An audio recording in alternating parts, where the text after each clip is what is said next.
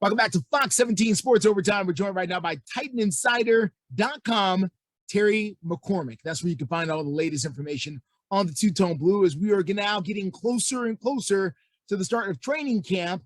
Terry's here, and he's going to tell us a little bit about the new OC and DC, and that is offensive coordinator and defensive coordinator for this football team. I guess, Terry, they're both new, even though they've both been here before.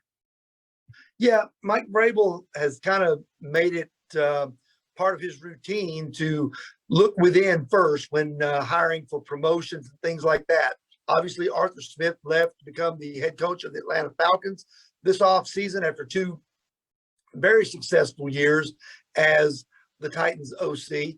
And Mike Vrabel went right back to the same area that he did when he promoted Arthur Smith, who had been the tight ends coach, by promoting Todd Downing, who had been the tight ends coach the last 2 years, to that role. Now, the difference is that Todd Downing does have some experience as a play caller, which Arthur Smith did not prior to getting the job.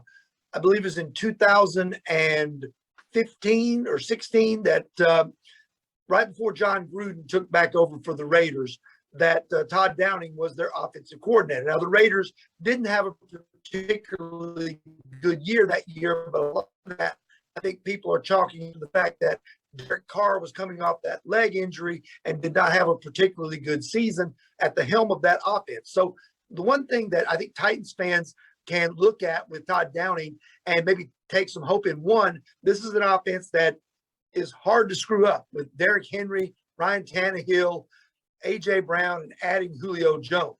This is an offense that should be very good, very prolific. And Todd Downing last year had a hand in designing the third down concepts and I believe some of the passing game concepts. So he knows what's going on around this offense. He's been involved in it, and now he's going to get his shot to run the show. Now, let's talk about the defense. And I know that a lot of people were hoping they would go outside and get somebody, I think, because the defense was such a problem last year. But they did not. They hired from within. So tell us about this new defensive coordinator who, once again, is not really new. He's been here the entire time. Right. It's Shane Bowen, who last year had the title of outside linebackers coach, but basically was the de facto defensive coordinator because Dean Pease had retired and left that position open. Mike Vrabel chose not to fill it. It kind of became a defense by committee with Shane Bowen and Vrabel kind of running the show. This year, they have made sure to give Bowen the title, even though he had the responsibilities last year. Now he has the title. Now he's going to have the full responsibility of being in charge of this defense. They also brought back Jim Schwartz, longtime Titans defensive coordinator here under Jeff Fisher during some of the glory days of this franchise. And Jim Schwartz is going to be a senior advisor on defense. So he'll be a sounding board not only for Shane Bowen, but also for Mike Vrabel. It's going to be an interesting mix. But at the end of the day, it's going to have to be Shane Bowen's call on this defense. And I think the other part of that equation is when you look at what the Titans did, and this is basically what Mike Vrabel put out there without saying it in so many words. He is saying that last year's defensive failures were not on the coaching staff so much as they were on the personnel that was out there, because they revamped nearly the entire secondary. Only Kevin Byard managed to survive from last year's starters. They went and added Bud Dupree to the outside linebacker group and also drafted Rashad Weaver in the 4th round to help rush the passer.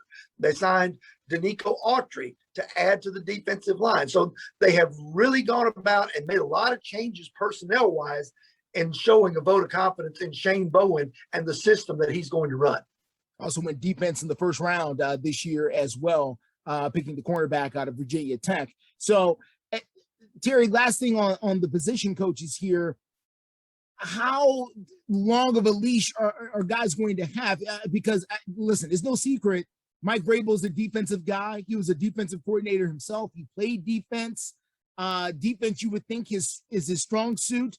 You would think he would have the pride of the football team would be in that unit if you're him.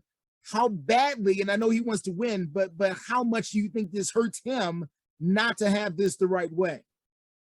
Well, I think Mike Vrabel is going to put his faith in Todd Downing and put his faith in Shane Bowen and the rest of the offensive and defensive and special teams assistants. And I think that he's going to bank on this group being better.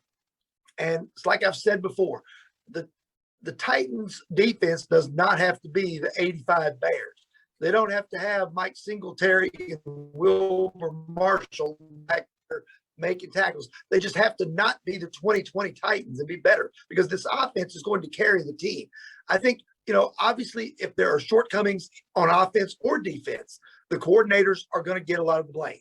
And that's also going to filter up to Vrabel, who's going to get his share of the blame. But I think right now, everybody's optimistic that the problems are going to be fixed, that they're going to be able to solidify this defense, and that the offense can still carry the load, and that the defense can at least hold up its end of the bargain. And that's what they're hoping for as they hope to make a deep run in the postseason. And, something we have not talked about and we don't have time to talk about is there's a lot of guys on defense, especially who are playing for big contracts next year. I can think of three or off the top of my head who I'm not going to name, but Titans fans out there, pay attention. There are three guys in this football team who can make a lot of money by playing well this upcoming year. That could be a major motivation here as well. And Terry, I think he knows those names as well. But for more on that, and Terry, you wanted to say, I'm sorry, I saw you open your mouth, Terry. Yeah, it's going to be interesting to see how that comes together, because you figure they're going to have to pay Jeffrey Simmons at some point. Harold Landry's coming to the end of his contract, and I think he may be in a situation where he may do like Jack Conklin and Corey Davis before him, in that he may outperform what the Titans can pay to keep him. So Harold Landry's a guy to keep an eye on this year as an edge rusher, now that he's got Bud Dupree to help him. Yeah, Rashad Evans is that third guy, by the way, who can also, we don't know what's gonna happen with him, but a potential contract year. It is a contract year for him coming up here, and so he's another guy that could really make a lot of money for himself with a big year. Listen, for all of that information and a lot more, you can follow Terry McCormick over at TitanInsider.com. That's where you can find all the latest with your two-tone blue. We'll be right back, and thank you to Terry.